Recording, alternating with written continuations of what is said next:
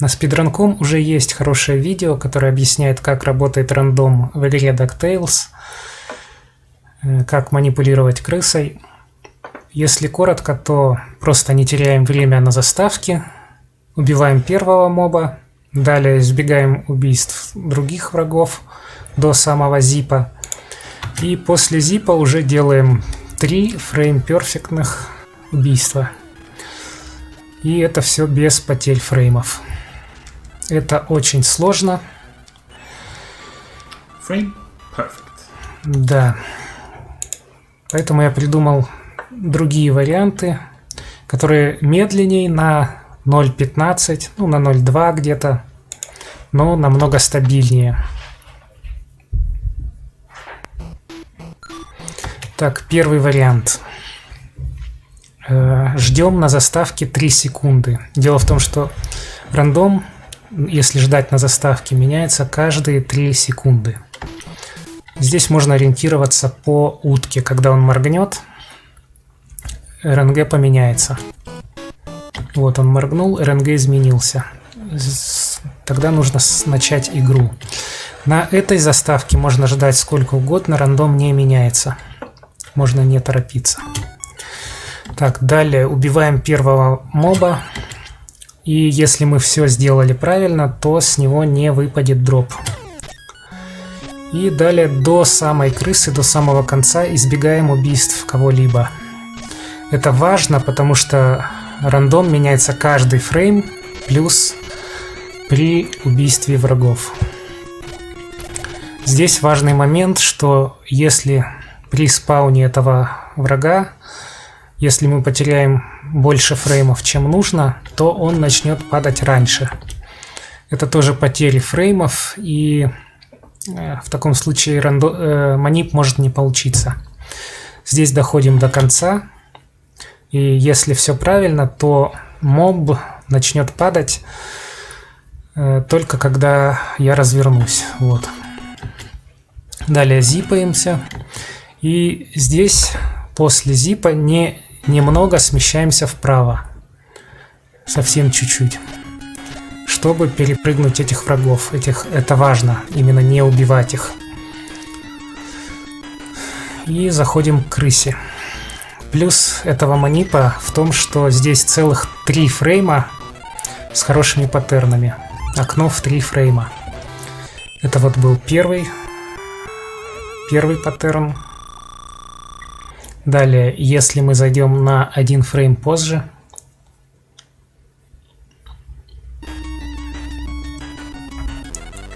то крыса тоже сначала бежит вправо, но потом меняет поведение и прыгает влево-вверх. Это второй паттерн. Далее 3-й паттерн, если еще на фрейм позже зайти, то крыса опять бежит вправо, но потом прыгает уже вправо-вверх.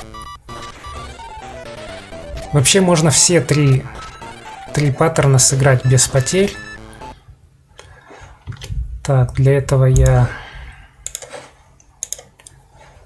Вот, например, как я сыграл в своем старом ПБ. То есть я сразу жду в центре, ловлю ее в центре, она может прыгнуть то влево, то вправо.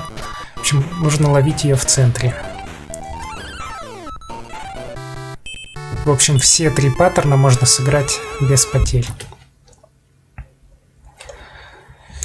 Со временем я отказался от этого паттерна, от этого способа манипуляции, потому что я стал приходить к крысе слишком быстро.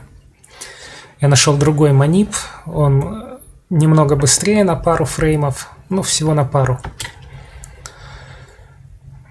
То есть, в принципе, можно использовать тот другой, но чуть-чуть терять фреймы.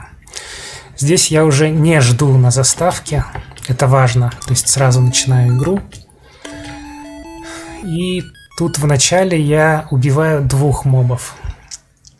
То есть сразу после, если после убийства первого ненадолго отжать Pogo Jump и сразу же нажать, то получается мы убьем этого второго моба, ну, в наименьший наибыстрейшим способом, можно сказать так. То есть, получается, оба моба я убиваю в одни и те же фреймы. Постоянно. Это тоже важно для манипуляции рандомом. Далее тех я перепрыгиваю. И здесь вот так сходим отсюда, делаем Pogo Jump и убиваем этого моба. Тоже получается в один и тот же фрейм всегда. Здесь отжимаем Pogo, снова. Ну и дальше все то же самое. То есть важно именно правильно заспаунить этого. Доходим до конца, разворачиваемся, дамажимся, зипаемся. Чуть-чуть смещаемся вправо, чтобы избежать убийств этих мобов. На этом мы теряем 0.15 или 0.2 где-то.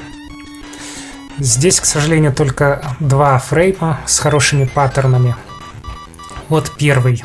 Крыса много раз бежит вправо, потом влево. Так, далее, если мы зайдем на фрейм позже,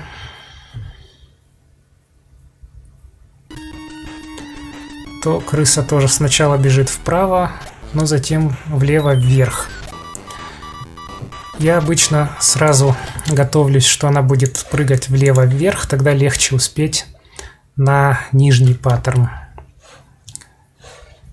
Так, это не то. Вот. То есть я сразу смещаюсь влево, жду, что она прыгнет влево вверх. Здесь она побежала вправо, и я успел без потерь ее задамажить. В общем, оба паттерна можно сыграть без потерь. Но как-то так.